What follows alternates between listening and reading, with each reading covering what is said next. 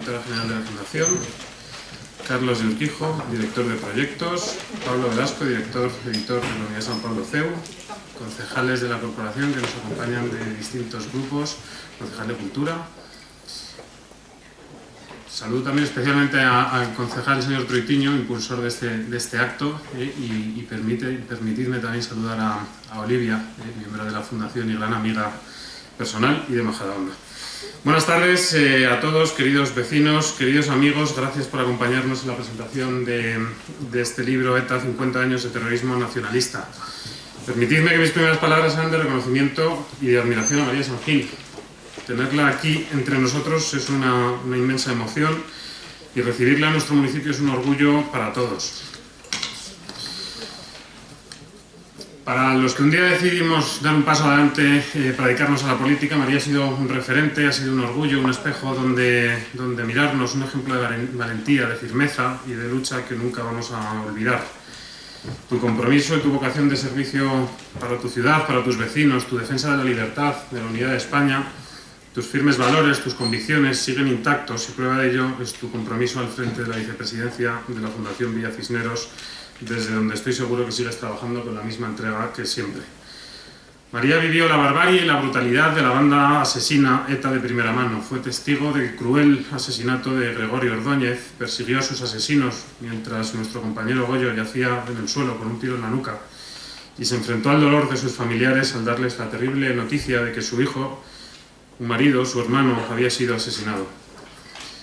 Es imposible no estremecerse al escuchar el relato de ese 23 de enero de 1995 en el restaurante La Cepa de San Sebastián. Y por eso, querida María, quiero que sientas el cariño, el respeto y la admiración que tenemos y decirte que el legado de Goyo sigue vivo, que tú has luchado por mantenerlo y que todos nosotros, siguiendo tu ejemplo, seguimos día a día trabajando por defender nuestras ideas, por trabajar por nuestras ciudades, por nuestros vecinos y por aportar nuestro granito de arena a la defensa de una nación unida, libre y próspera, que es España, y que tanto amó Goyo y todos los que dieron su vida por defenderla. Queridos amigos, el libro que hoy presentamos, el diccionario que lo acompaña, tan magistralmente escrito por Carlos de Urquijo, no es un libro cualquiera, no lo es un libro absolutamente necesario para tener una idea clara del horror que ha supuesto ETA para España. Es un libro necesario para no olvidar la responsabilidad de todos los que contribuyeron por acción y también por omisión a los más de 856 asesinatos, cientos de heridos, extorsionados y miles de personas que tuvieron que abandonar su tierra para poder vivir en libertad. Es un libro que remueve conciencias, que desenmascara mentiras y que analiza de manera objetiva y desde todos los ángulos posibles la historia de ETA, desde el aspecto histórico, sociológico, jurídico, periodístico. Va desangrando el verdadero relato de uno de los episodios más terribles de nuestra reciente historia. Y lo hace a través de los mejores testimonios, de los mejores análisis y de los mejores estudios de los más grandes intelectuales, juristas, periodistas, políticos y expertos que también vivieron de primera mano el horror de ETA. Leerlo es un golpe a nuestras conciencias, es un impulso para no permitir el silencio, la manipulación del relato, la ignorancia de las víctimas. Es un instrumento imprescindible para que nadie trate de manipular, de desviar, de confundir la historia. Es una llamada a la memoria y a no rendirnos ante la descarada y vergonzosa manipulación que estamos viviendo en España. Es una llamada a la rebeldía frente a los que aceptan que los que tienen las manos manchadas de sangre ocupen escaños y decidan gobiernos. Es un no basta ya ante tanta mentira, ante tanta vergüenza y ante tanto ultraje a las víctimas. Y como dice Íñigo Gómez Pineda, presidente de la Fundación Villa Cisneros, en el prólogo de este libro, no basta con indignarnos, tenemos que pasar a la acción. Tenemos que ser las voces de los que ya no están, de los que quieren silenciar y desde cada ámbito personal trabajar por la dignidad de las víctimas, por la justicia y por la verdad. Majadahonda honra a las víctimas del terrorismo todos los años. Tenemos el honor de recordarlas en el homenaje que celebramos recordando a Miguel Ángel Blanco, que realizamos en el parque que lleva el nombre de la Rosaleda de las Víctimas del Terrorismo, en el que defendemos nuestra nación, honramos nuestra bandera, defendemos nuestras instituciones y lo vamos a seguir haciendo todos los años, allí donde se nos oiga, también en los plenos, por muy mal que le pueda parecer a algunos, en la calle y en todos y cada uno de los lugares en los que podamos dar voz y reclamemos justicia.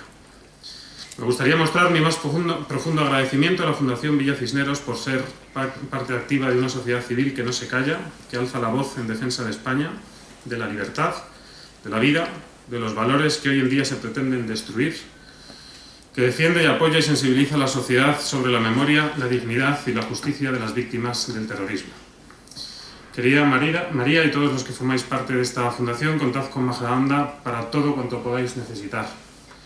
Sentiros que estáis en casa porque esta es vuestra casa y la casa de todos los que han sufrido el dolor a manos de una banda de asesinos a los que hoy algunos quieren blanquear y llamar hombres de paz. Majadahonda es un espacio de convivencia comprometida con la paz, con la justicia y leal al recuerdo de las víctimas del terrorismo, y seguirá siendo garante de su memoria, su dignidad y su justicia. Y yo no me extiendo más porque, como decía Paco Umbral, que es el escritor que da nombre a esta biblioteca, hemos venido a hablar de vuestro libro. Muchas gracias.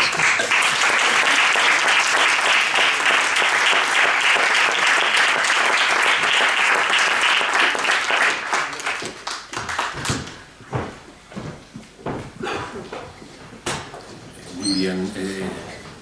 Querido José Luis, muchísimas gracias. Gracias por tus palabras y sobre todo gracias por acoger este acto, este coloquio, que también conlleva la presentación de este libro que hemos editado y que efectivamente sigue la línea de las palabras que has dicho, ¿no? De honrar a las víctimas del terrorismo, recordar nuestra historia y plantear una serie de cuestiones que consideramos fundamentales, ¿no? En este tiempo, ¿no? Yo la verdad es que, claro, cuando me toca participar en estos actos, siempre pienso, si alguien necesita presentación en esta mesa sería yo, porque tanto Carlos Urquijo como María San Gil, desde luego, son de sobra conocidos por ustedes. Me sucede como al alcalde, que yo tengo una profunda admiración por los dos. Me van a dejar compartirles que mi profunda emoción y honor que ha sido editar este libro y sobre todo, bueno, pues poder trabajar codo a codo con Carlos y con María, que además son de una generosidad y de una capacidad de trabajo increíble. La edición de este libro surgió por una colaboración que existe entre la Fundación Villa Cisneros, que tenemos hoy también representada con Rocío Gómez Pineda, y el equipo de la Fundación, y la Fundación Universitaria San Pablo CEU, en una serie en diversas funciones, ¿no? En diversas caras y colaboraciones. Y yo tuve la suerte, bueno, yo como soy editor de la editorial, pues tuve la suerte de participar en una de estas colaboraciones, que ha sido y es la colección editorial Fundación Villa Cisneros, cuyo primer volumen es este que presentamos hoy. Ya saben que en toda la presentación de libros los editores tienen que dar cuanto menos mejor, porque los que tienen que hablar son los autores. Yo simplemente tengo hoy una labor, bueno, pues de poder lanzar una serie de preguntas tanto a Carlos como a María, y yo creo que después seguramente muchos de ustedes podrán, bueno, pues plantear alguna pregunta que puedan suscitarla, si disponemos de tiempo, y iremos dando la palabra. Así que cumplo mi promesa de hablar poco. Simplemente quiero avanzarles que además ya creo que muchos de ustedes ya se han hecho con el libro, no dejen de hacerlo. Personalmente creo que es un libro, como decía el alcalde, necesario. Necesario en este momento en el que, bueno, pues generacionalmente a veces pues encontramos situaciones como muchos de nuestros jóvenes que no conocen la historia, que no saben exactamente qué era ETA. Hace poco en el periódico leíamos que había una encuesta y muchos jóvenes no sabían quién era Miguel Ángel Blanco. Por eso me parece tan necesario actividades como las que nos contaba ahora mismo el alcalde aquí en Majadahonda. Yo soy de un pueblo cercano, de Bahía del Monte, que también tiene una actividad parecida en la que, bueno, pues en nuestras calles se puede recordar a las víctimas del terrorismo. Suena, con nuestros hijos, por ejemplo, podemos mantener conversaciones y contarles qué ha sucedido hace poquísimo en España y sigue habiendo situaciones injustas, ¿no?, a este respecto. Así que, sin más, si os parece, Carlos, María, yo os voy a ir lanzando algunas preguntas. Yo esto, la verdad es que disfruto muchísimo de estos actos porque puedo seguir preguntando, puedo seguir ahondando en este libro que hemos trabajado tanto. Y yo creo que la primera pregunta, María, si te parece, es si nos puedes contar la finalidad de esta colección Villa Cisneros que hemos adelantado, cuyo primer volumen es este, y también, aunque en el prólogo del libro pueden verlo, Íñigo Gómez Pineda, presidente de la Fundación Villa Cisneros, adelanta un poco dónde surge este libro, pero sí me parece interesante que nos lo puedas contar. María. Gracias, Pablo. Bueno, muy buenas tardes a todos. Muchísimas gracias al alcalde, a José Luis, y gracias a la corporación. Y yo me voy a salir un momento del guión para daros la enhorabuena, de verdad, al equipo municipal del Ayuntamiento de Majadahonda, porque me parece ejemplar que aquí haya un cogobierno del Partido Popular con Vox en absoluta naturalidad, normalidad, y que las cosas funcionen. Y como creo que bueno, muchos españoles lo que estamos deseando es que esa alternativa cuaje y que esa alternativa tenga cuerpo y que sea el futuro, porque creo que el objetivo de muchos de nosotros es bueno, pues olvidarnos pronto del nefasto gobierno de Pedro Sánchez y de todos los que le acompañan. Me parece que el ejemplo que estáis dando en Majadahonda es para felicitaros, de verdad. Yo soy ciudadana donostiarra, no tengo la suerte de poder estar en Majadahonda, que no me importaría nada, y de votaros, pero creo que respondéis a lo que quieren los vecinos y a lo que quiere una parte importante de España, y que espero que con el tiempo lo quieran más. Entonces, de verdad, enhorabuena, porque sois un ejemplo, en este caso, a seguir. Y luego sois un ejemplo también por invitarnos, porque es verdad que en un momento en el que las víctimas del terrorismo ya son menospreciadas y olvidadas de forma voluntaria, que una corporación quiere invitarnos a presentar un libro que es árido, que es duro de leer, porque verdaderamente bueno, pues es un libro muy real y que cuenta la historia como ha sido. Esto no es un relato, esto es la memoria viva de lo que ha ocurrido durante 50 años en el País Vasco. Bueno, pues que hayáis querido invitarnos, para nosotros es un orgullo, y de verdad que muchísimas gracias. Es verdad que Olivia ha intervenido bastante en esta invitación, porque no hay como ser amiga del alcalde para que te inviten a los sitios. Y también, bueno, pues voy a ponerme... Bueno, Íñigo Gómez Pineda, el presidente de la Fundación, que siempre acude a este tipo de actos, bueno, no ha podido venir, así que de su parte también muchísimas gracias. ¿Cómo surge este libro? Bueno, pues Íñigo, el presidente de la Fundación Villa Cisneros es una fundación privada, sin ánimo de lucro, que responde a la necesidad de la familia Gómez Pineda Zagalde de hacer algo por la sociedad. Y entonces Íñigo y su familia, bueno, pues se ponen en marcha esta fundación en el año 2007 con el claro objetivo de dar un poco respuesta a las necesidades de las víctimas del terrorismo, año 2007. Es verdad que desde entonces hasta hoy la fundación abarca otros campos, estamos trabajando en otros ámbitos, pero como siempre decimos, el corazón y el núcleo de la fundación son las víctimas y su recuerdo.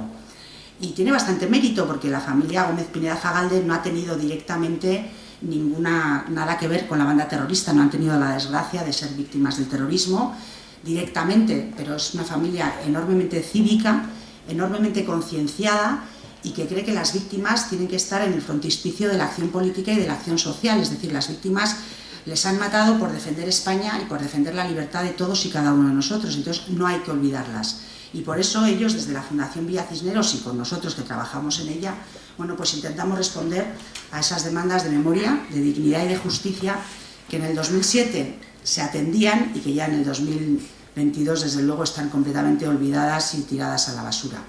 Entonces, muchas mañanas Íñigo y yo desayunamos y, como no, pues hablamos de lo que está ocurriendo en España. Y una de esas mañanas empezamos a darnos cuenta de que bueno, la situación era absolutamente dramática, lamentable, pero Íñigo, que es un hombre muy decidido y que tiene muchos arrestos, dijo, bueno, ya está bien de quejarse. De hecho, el lema de la fundación es hechos, no palabras.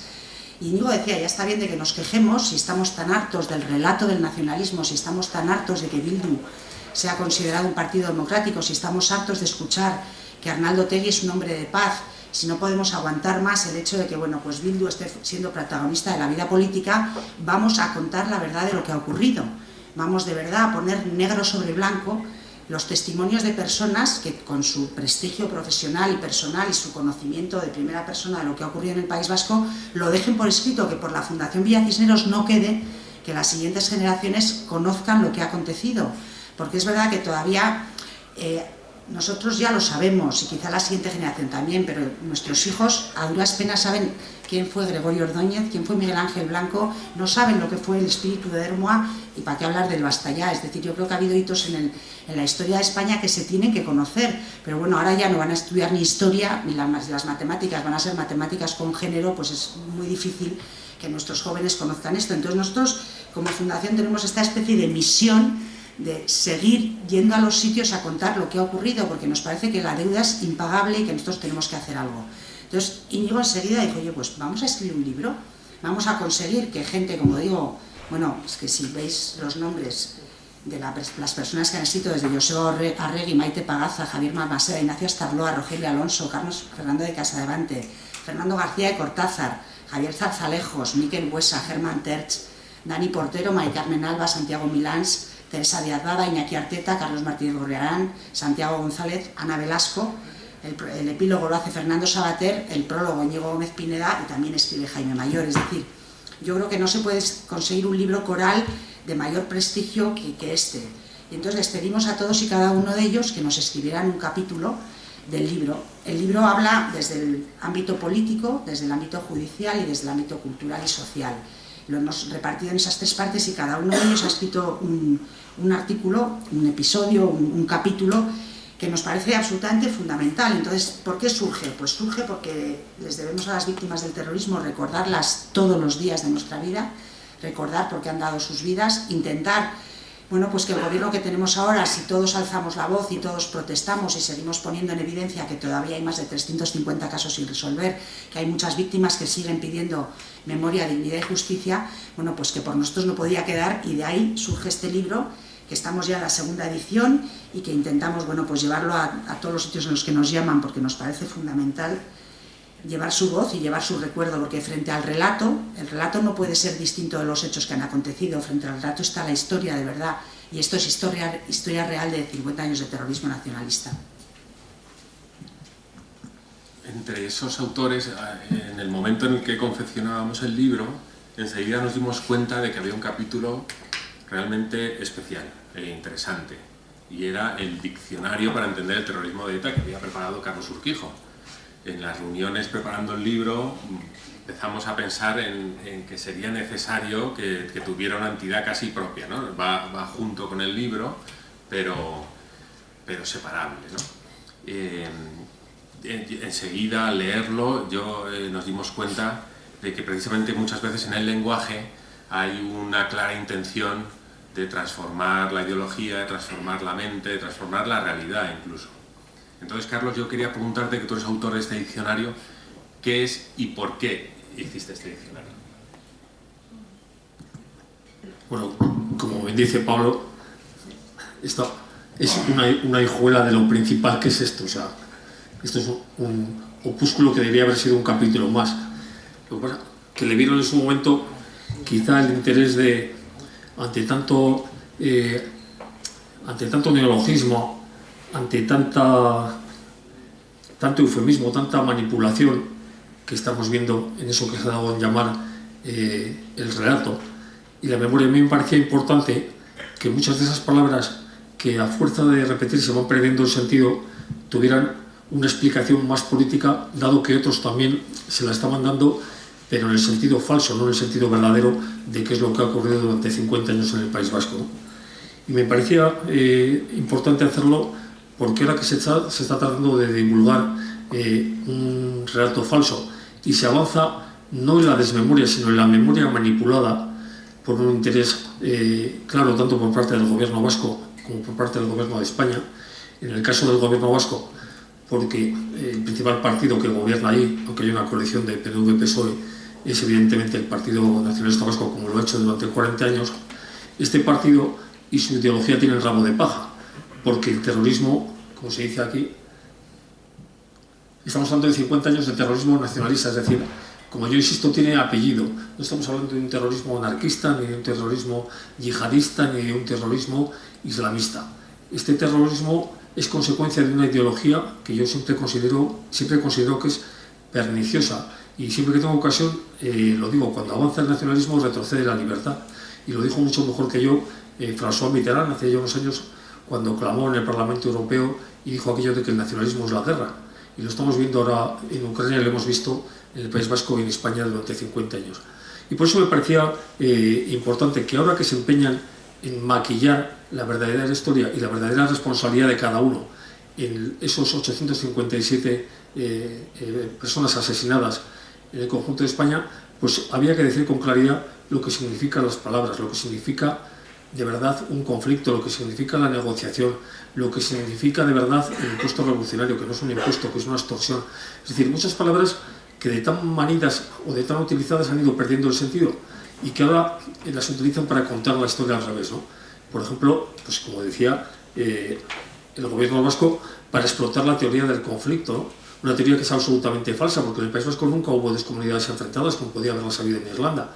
Simplemente hubo una minoría que, por defender España y por defender la libertad, y otros por defender el Estado de Derecho, como las fuerzas de seguridad o la judicatura o los militares, eran perseguidos por un proyecto totalitario nacionalista. Y por eso ahora se ve la obligación pues, de crear un instituto de la memoria que se llama Gogora, en el que mezclan lo que ellos llaman todas las violencias, mezclan la dictadura con la violencia del Estado, con las víctimas del GAL, con las víctimas de ETA, llevan a los colegios los testimonios, lo mismo del fundador de ETA y de los abogados de terroristas, que era una víctima despistada. Es decir, un relato tan manipulado y tan falso que lo único que pretende es diluir la responsabilidad del nacionalismo en el origen del terrorismo etarra, ¿no?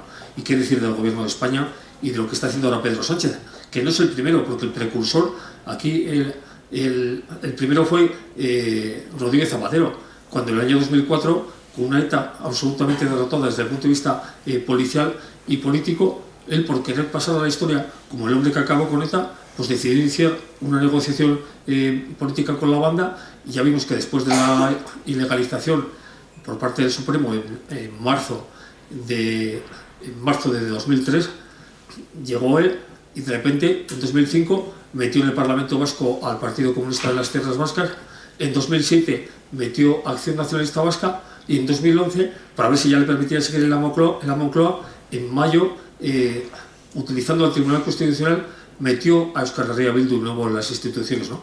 Y por eso me parecía que era importante contar lo que son de verdad algunas de esas palabras que están utilizando ahora para maquillar y para manipular la verdad con la mentira que les permite a ellos vivir con una mayor comodidad política, ¿no? Y de ese paso, de esa manera, pues también tratar de engañar a la gente menos avisada. Y por eso creo que son importantes los testimonios que se cuentan pues por parte de estos autores que ha citado María, y también quizá pues comprender con una mayor exactitud pues algunas de las palabras que se han utilizado por parte del mundo que apoya la violencia y que no tienen nada que ver con lo que es la realidad. Carlos, y has comentado también, antes también María lo hacía, tanto medios de comunicación como sistema educativo, ¿qué papel deberían jugar en este proceso de deslegitimización del terrorismo? Bueno, yo creo que tienen que jugar un papel fundamental, porque además en otros lugares donde el gobierno tiene interés en que esto sea así, ya está utilizando la competencia, como es el caso del gobierno vasco. No tengo tan claro que el gobierno de España quiera utilizar esta posibilidad dentro de los colegios, me da igual públicos o concertados, ¿no? Tengo la impresión de que no le interesa en estos momentos contar la verdad para seguir justificando los apoyos políticos en los que se está apoyando, valga la redundancia, Pedro Sánchez, ¿no? Pero me parece fundamental la labor que se pueda desarrollar en los colegios y la labor también de los medios de comunicación, que creo que también muy pocos lo están desarrollando con la intensidad que debía hacerse, cuando detrás nos enfrentamos a una maquinaria bestial en manos de gobiernos que sí están empeñados en distorsionar la auténtica realidad y la auténtica verdad, ¿no? Y esto en el País Vasco lo vemos claramente, no solo en el sistema educativo, sino también en los medios de comunicación públicos que controla el gobierno vasco. Y bueno, en el duopolio que tenemos en España, también es muy complicado que se abra paso, la verdad. Por eso creo que es muy interesante recurrir, aunque sea una pequeña contribución, a los testimonios de las víctimas en los colegios. Nosotros, por ejemplo, en colaboración con el CEU, estamos desarrollando, dentro de nuestras escasas posibilidades, pues un ciclo de testimonio de víctimas en los colegios del CEU por toda España, para que estos chavales que, como comentabas, no tienen ni idea de quién fue Ortega Lara, ni de quién fue Miguel Ángel Blanco, ni de que ETA asesinó a 857 personas, pues por lo menos lo conozcan, y quizá pues de esa manera, conociendo la historia, evitemos que de algún modo se pueda repetir, porque ese es uno de los riesgos de la desmemoria, ¿no? El que la historia pueda volver a repetirse. Y si se está creando un caldo de cultivo en el País Vasco, por ejemplo, que disculpa la violencia, que la justifica, y todavía pues hay sectores de la juventud que, en apoyo de los presos porque consideran que están siendo maltratados por el Estado de Derecho, pues siguen justificando la utilización de la violencia, pues en un momento determinado, pues a lo mejor hay personas que creen que ha llegado el momento de volver a empuñar las armas, ¿no? Porque se está contando un relato mentiroso de un pueblo vasco oprimido a lo largo de la historia, al que se le ha negado el derecho a decidir, cuando en realidad, como comunidad política, el País Vasco existe desde 1979 con el Estatuto de Gernika. Pero como todo esto no se cuenta, se cuentan milongas, se nos cuentan mitos y falsedades, pues al final se creó y se está creando un ambiente de cultivo que en un momento determinado pues puede hacer que vuelva a germinar de nuevo la violencia. Por eso a mí me parece importantísimo la implicación del sistema educativo, de los profesores y de los medios de comunicación, que estén dispuestos a contar la verdad y no a contar según qué otro tipo de cosas en función de la subvención que vayan a recibir, o del número de periódicos o de oyentes que vayan a tener en la radio y la televisión. María, y cuéntanos un poco más de este proyecto de Fundación Vía Cisneros, de ir a los colegios. Yo puedo contar, mi hija mayor vino realmente, tiene 16 años, vino realmente impactada con el encuentro con Iñaki Arteta. Además ya saben que siempre cuando se lo dicen los padres a los hijos no les tienen tanta eficacia, pero cuando lo escuchan fuera vienen tan contentos a contarlo. ¿No sabes lo que sucedió esto? Venía profundamente impactada. Cuéntanos así alguna característica más de estos encuentros que estáis haciendo, de las reacciones que estáis viendo. Bueno, forma parte también, como les decía antes, de la voluntad clarísima que tiene la Fundación Vía Cisneros de tener la memoria viva. Y qué mejor que las víctimas directas para contarlo. Entonces, es verdad que, bueno, nos ha costado mucho contárselo a nuestros hijos. No sé por qué, bueno, pues la gente que lo hemos padecido en primera persona, yo creo que en casa no lo hemos explicado mucho. Yo soy la primera que tampoco a mis hijos les he contado muchas cosas, pero los hijos de mis amigos, viviendo en San Sebastián, también son grandes desconocedores de lo que ha ocurrido en el País Vasco. Entonces, en la Fundación pensamos que teníamos que hacer una labor pedagógica con los niños y que había que ir a los colegios a contarlo. Y como siempre encontramos una colaboración fantástica con el CEU, porque además tienen una red de colegios por toda España, y conseguimos que víctimas como Ana Eguíbar, que es la viuda de Gregorio Ordóñez, Conchita Martín, que es la viuda del Teniente Blanco, Iñaki Arteta, que es uno de los pocos cineastas, por no decir el único, que en sus películas se dedicaba a las víctimas del terrorismo. Tenemos a Ana Velasco, que es una mujer extraordinaria, que se toman el trabajo de ir a un colegio, ponerse delante de una clase de 40 niños y contarles la experiencia en primera persona de lo que es que maten a tu padre, a tu hermano, a tu marido. Y claro, a los jóvenes les impacta muchísimo. Vamos a clases de jóvenes de 16, 17 años que tienen edad para autodeterminarse sexualmente y parece que no tienen edad para saber quién ha sido ETA. Entonces, el sistema educativo no se esfuerza en que los jóvenes conozcan de primera mano la historia muy, muy, muy reciente de lo que ha ocurrido en España. Que esto pase en el País Vasco hasta cierto punto es lógico, porque claro, el PNV es juez y parte de la historia del terrorismo de ETA. Ellos no han sido, el Partido Nacionalista Vasco, directamente responsable, pero sí han sido muy conniventes con ETA. El PNV muchas veces ha estado mucho más cerca de las víctimas que de los verdugos. Es decir, si el PNV se ocupara tanto del bienestar de las víctimas como se ocupa del bienestar de los presos que salen de las cárceles, la historia sería muy distinta. Si el PNV hubiera contribuido en la época de José María Aznar a apoyar las leyes para derrotar el terrorismo, hoy no estaríamos como estamos. Si el PNV desde el primer momento que está en el gobierno vasco hubiera tenido claro que a ETA hay que derrotarla y que no hay que dialogar y colaborar con ella, pues hoy desde luego Bildu no sería uno de los pilares del gobierno de Pedro Sánchez. Pero claro, en el País Vasco todo esto no se cuenta porque el PNV lo último que va a hacer es tirar piedras contra su propio tejado. Y tienen una gran parte de culpa, porque hay una culpa moral también en el terrorismo, una culpa que todavía no se está pidiendo responsabilidades, pero algún día llegaremos también a esa culpa moral que tiene el nacionalismo representado en este caso por el PNV. Por eso yo creo que es muy importante que contemos la verdad y que lo contemos a nuestros jóvenes para que la historia no se repita. Porque si no cerramos la herida, es verdad que la herida no duele, pero enseguida puede volver a empezar a sangrar. Y si a los jóvenes no les enseñamos que matar está mal y que matar no puede tener premio, pues ellos van a darse cuenta que, bueno, que alguien que ha formado parte de una banda terrorista como es Arnaldo Otegi, que ahora está al frente de Bildu y que es el ideólogo de Bildu, tiene un peso político específico en un país como España. Entonces, eso no es un aprendizaje democrático. Democráticamente y moralmente tendremos que enseñar a los jóvenes que matar está mal. Es decir, que hay cosas que están bien y cosas que están mal.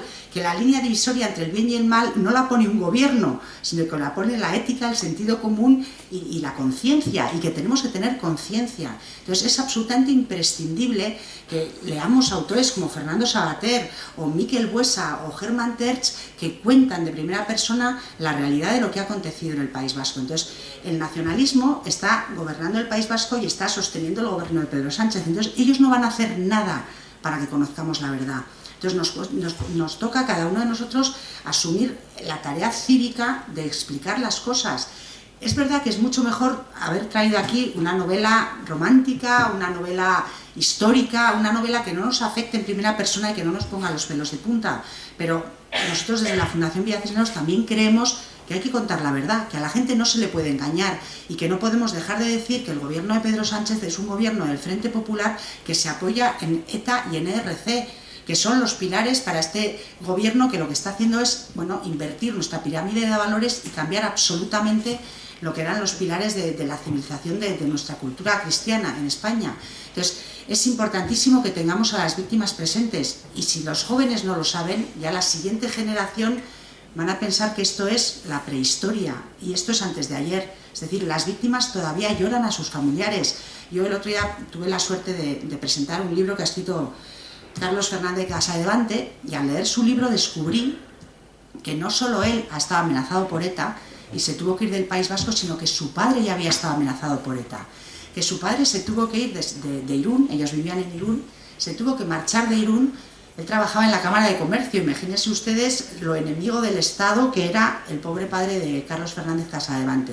Se marchó, se fue a vivir con unos familiares suyos a Galicia, luego se fue a vivir con otros familiares suyos a Burgos, al final volvió a Irún porque no podía vivir alejado de su familia y estuvo un año entero sin salir de casa. Él, como irunés de pro, salía en el alarde de Irún, que es una fiesta que los de Irún saben lo que es.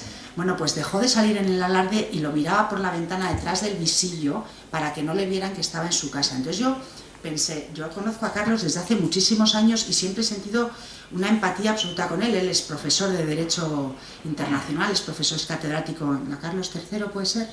O en la Rey Juan Carlos, en una de las dos. Pero conocer la historia de su padre me hizo sentirme un poco mal porque pensé, yo no he sido lo suficientemente cariñosa con Carlos porque no conozco su vida personal. Y de él y de las 857 personas no sabemos su dolor diario y permanente. Entonces, yo creo que la sociedad española es una sociedad que a veces es muy generosa con el dolor ajeno. Que las víctimas olviden, que las víctimas perdonen.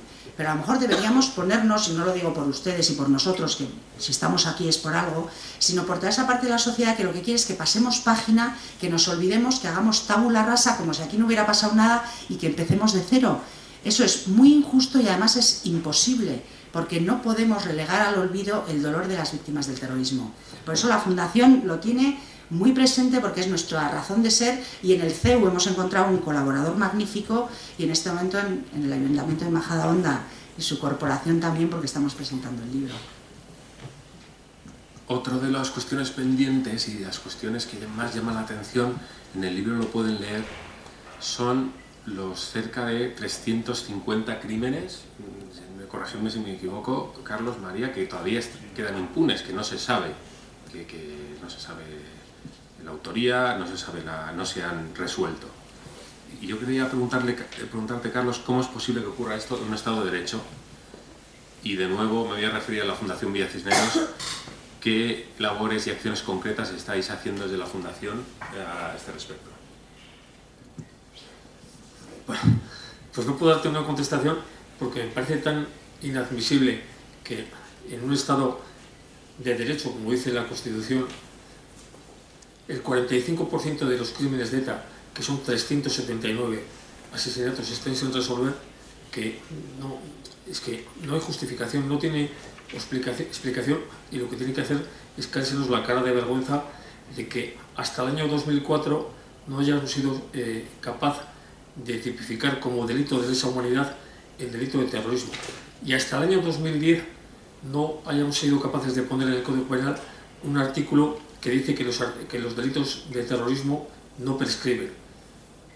Ya en 2010 prácticamente daba igual. El último asesinato en España fue en julio de 2009 en Palmanova, que asesinaron a 2 guardias civiles con un coche bomba. Esto, o sea, ¿cómo se puede comprender? Es un agujero negro para nuestro Estado de Derecho, es una vergüenza absoluta. Gracias a Dios hay asociaciones como, por ejemplo, la de Daniel Portero, que también colabora habitualmente con la Fundación Vía Cisneros y que también participa en el libro, que se ha empeñado en evitar que estos delitos prescriban, porque hasta el año 2010 lo normal es que un asesinato prescribiera a los 20 años, pero bueno, ya por lo menos hemos conseguido que desde 2010 un asesinato cometido por una banda terrorista no prescriba. Ojalá no tengamos que ponerlo en práctica porque no vuelva a haber un nuevo asesinato de una banda terrorista, pero esta es la realidad. Y salvo excepciones muy contadas, como en el año 2015 a través de un juez valiente, que es el magistrado entonces de la Audiencia Nacional, hoy presidente de la Audiencia Provincial de Madrid, Juan Pablo González, que decidió enjuiciar a la cúpula de ETA por delito de lesa humanidad, concretamente a Josu Ternera, a Cherokee, a Iriondo y a otro que se hacía llamar Ata, no recuerdo su apellido, y consiguió enjuiciarlos. Y todavía en 2020 Francia tuvo la cara dura de negar la extradición de Josu Ternera para ser juzgado por un delito de lesa humanidad, que en este caso quiero recordar que era por el atentado del AT4 en Barajas, en el que mataron a dos personas, 2 latinoamericanos. Por eso no puedo dar una explicación, porque me parece absolutamente vergonzoso que en España no hayamos sido capaces de tipificar como delito imprescriptible, en primer lugar en 2004 y luego hasta 2010, un delito tan vergonzoso como es el delito terrorista, que en este caso además tiene una motivación política, ¿no? Una vergüenza. María, ¿qué sensación tienes? Y vamos, ¿qué sensación y cuál es tu opinión? ¿El terrorismo está derrotado o su proyecto político está más fuerte que nunca? Bueno, esta es otra de las cosas que a la gente no le gusta escuchar, y es que no hemos derrotado a ETA. Yo os garantizo que nada me gustaría más que poder decir que todo lo que hemos hecho y la cantidad de vidas sacrificadas, los asesinados y la cantidad de familias que tuvieron que escaparse del País Vasco, los 50 años de terrorismo nacionalista que hemos vivido, han servido para que al final podamos decir qué bien conseguimos derrotar a la banda terrorista, triunfó el Estado de Derecho, triunfó la democracia española, qué orgullo de sociedad. Bueno, pues yo siento decirles en el año 2022 que sin arrepentirnos de nada de lo que hemos hecho, tanto Carlos como yo, en el País Vasco, ni volveríamos a hacer lo mismo, bueno, pues hoy por hoy no ha servido para nada. Yo también soy de las que creo que cuando alguien hace las cosas bien, al final merece la pena, y yo me siento enormemente orgullosa de haber tenido la posibilidad de defender lo que defendíamos, aun a riesgo de jugarnos la vida, pero defender la libertad y la democracia creo que es un orgullo y un honor. Ahora, lo que no es un orgullo y un honor es ver cómo, por ejemplo, el Partido Socialista se ha metamorfoseado de tal manera que hoy son capaces de pactar con Bildu sin que se les caiga la cara de vergüenza. Es decir, yo la indignidad de lo que representa el Partido Socialista Obrero Español en este evento no lo puedo concebir, porque hemos compartido con ellos pancartas, sanatorios, funerales, abrazos y muchísimo dolor. Es decir, nosotros en el año 2000 convivíamos con ellos y padecíamos juntos la amenaza y el miedo de poder ser víctimas directas del terrorismo, y teníamos un lazo estrecho entre nosotros en la convicción de que había que derrotar a ETA. Los 8 años de gobierno de José María Aznar nos enseñaron que a ETA se la podía derrotar con la ley y solo con la ley, pero que era posible, que es decir, que el terrorismo no era más fuerte que el Estado de Derecho, que podíamos con ellos. Y a base de las leyes, como ha dicho Carlos antes, de la ley de partidos, de la legalización de Batasuna, del cierre de Egin, de atacar lo que es la banda terrorista en todo su entramado, porque la banda terrorista no solamente eran los comandos terroristas, ETA tenía todo un entramado que estaba desde el ámbito social, político, cultural, económico, era como una raíz de una mala hierba que entraba por toda la tierra, y todos los ámbitos de la sociedad vasca estaban impregnados de la banda terrorista y de sus ramificaciones. Bueno, pues en 8 años del gobierno de José María Aznar conseguimos tener a ETA contra las cuerdas, y conseguimos de verdad creer que podíamos derrotar a ETA y que podríamos vivir en libertad habiendo derrotado y habiendo acabado con ese capítulo negro de nuestra historia. Bueno, pues después del atentado del AT4 al que hacía referencia Carlos, llega José Luis Rodríguez Zapatero a la Moncloa creyéndose que él es el salvador de la patria, y empieza, o pacta o termina, el mal llamado proceso de paz. El proceso de paz no nace en el año 2004, nace en el año 2000, cuando por un lado José Luis Rodríguez Zapatero está firmando con Javier Arenas, y algunos recordarán la imagen en la Moncloa, el Pacto por las Libertades y contra el Terrorismo, y al mismo tiempo estaba Jesús Eguiguren, secretario general del Partido Socialista de Euskadi, en el caserío Chillarre de Guipúzcoa, con Arnaldo Otegi, reuniéndose para ver de qué manera podían, bueno, pues ver si ETA dejaba de matar, cómo la sociedad podía cambiar para que Bildu se sintiera cómodo. Bueno, pues esto que empezó en el año 2000 y se hizo de manifiesto a partir del año 2004, lo vemos hoy en el año 2022 clarísimamente. Es decir, Zapatero pacta con ETA que si ETA deja de matar, Zapatero cambia la sociedad, y hoy esa es una realidad absolutamente evidente. Hoy sería imposible que dijéramos, como decía antes, que Arnaldo Otegi es un hombre de paz. Hoy sería imposible pensar, o sea, en el año 2000 sería imposible pensar que Bildu apoyara los presupuestos generales del Estado. Es que no lo concebiríamos. ¿Cómo que Bildu? Sería imposible pensar que Bildu está en las instituciones con absoluta naturalidad y absoluta normalidad. Están en el Ayuntamiento, en las Juntas Generales, en la Diputación, en el Congreso, en el Senado, en el Parlamento Europeo. Y se les trata como si fueran demócratas de pleno derecho. No han repudiado su historia política, no hemos deslegitimado su proyecto político. Antes lo decía Carlos fenomenal, o sea, ETA no mataba porque sí, ETA mataba porque tenía un proyecto político y quería conseguirlo a través del terrorismo y del asesinato. Y la sociedad ha cambiado de tal manera, hemos invertido de tal manera nuestra pirámide de valores, que hoy nos preocupan más los verdugos que las víctimas. Hoy ETA y sus secuaces y su brazo político se siente absolutamente cómoda en esta sociedad, porque nadie les mira mal. Yo no pretendo que nadie les insulte por la calle a quienes sabemos que forman parte de Bildu o que han formado parte de ETA, pero hombre, el rechazo social lo podían sentir un poquito, porque nosotros hemos sentido ese rechazo social durante muchísimos años y jamás se nos ha pasado por la mente hacer daño a nadie. Yo viajo habitualmente en avión porque vivo en San Sebastián, y yo vuelo con Merche Izpurua, que es la diputada de Batasuna, de Bildu, en el Congreso de los Diputados, y no se le cae la cara de vergüenza. Y ella va tan contenta por la T4 y no siente que nadie, bueno, primero porque nadie le conoce, pero los del avión que ya le conocen, nadie le mira mal, nadie se atreve a poner una mala cara a alguien de Bildu.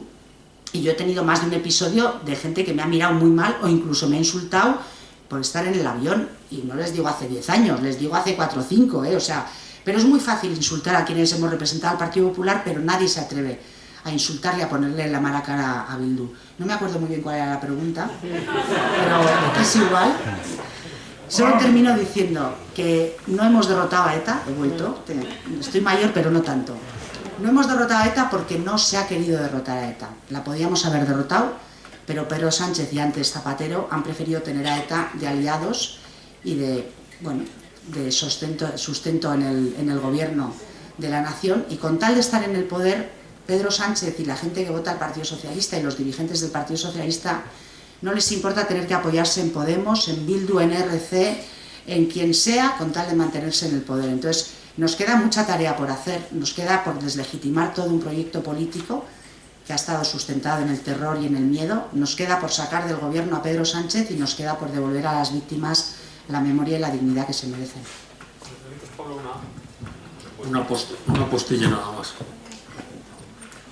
¿Cuál es el proyecto político de ETA?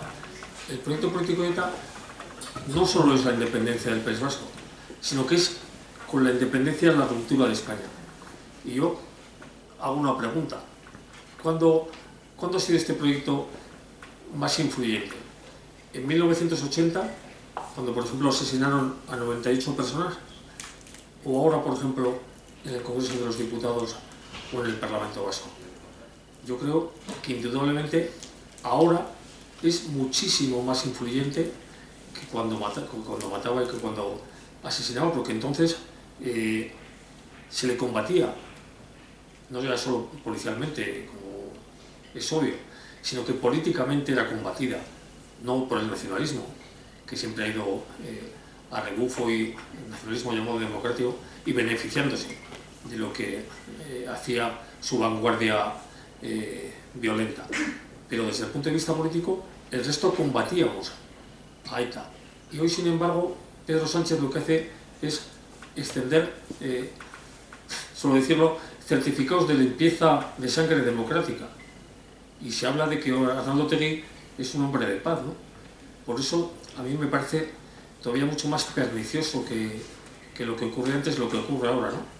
Porque aprovechándose de ese relato mentiroso y de esa desmemoria, de esa memoria manipulada, ETA y su proyecto político es muchísimo más influyente que cuando asesinaba a 98 personas. Con eso, evidentemente, no estoy queriendo decir que quiero volver a aquella situación, pero sí quiero decir que si fuimos capaces de aguantar esa presión sin ceder, ¿por qué hemos cedido ahora? María, Carlos, siempre escucharos es interesantísimo. Yo les voy a ceder el testigo a ustedes. Si quieren plantear alguna pregunta, por si quieren abrir un pequeño tiempo de coloquio, es su momento. Pues yo quería preguntar con relación Por favor. a las escuelas, a los colegios.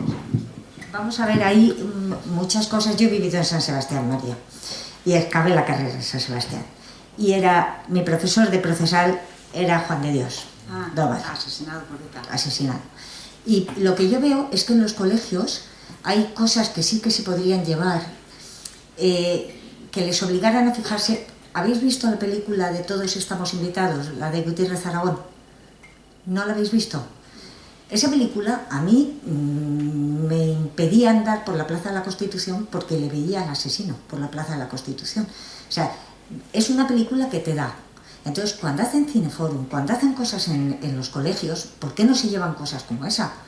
El documental de Jon Sistiaga, que yo el primer capítulo me puse enferma, pero en los demás sí que vi que son cosas que se deben presentar, que se deben llevar a los colegios. ¿Eso por qué no se hace? Porque no quieren. Porque no se quiere contar, y en el País Vasco mucho menos. Matan a una persona en la Plaza de la Constitución en esa película, ¿verdad? Sí, Es que sí, era espantoso. Cuando volvíamos, mi hermana y yo, por la Plaza de la Constitución, decíamos, yo no puedo andar por aquí. Sí. Es que el papel lo hacía Coronado.